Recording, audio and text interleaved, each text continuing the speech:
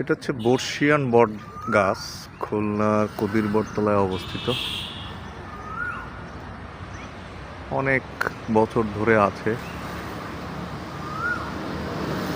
তা বটবৃক্ষ, যার ছায়ায় মানুষ এখনো থাকে।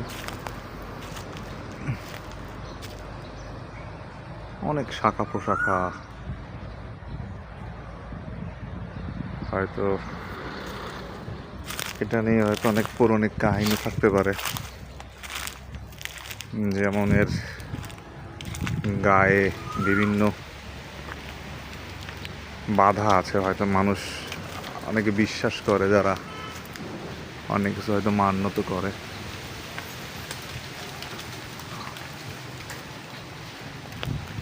আজকের আবহাওয়াটা আসলে অনেক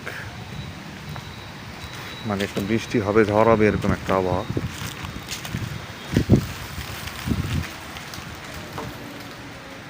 এখানে পাশে আবার মন্দির আছে।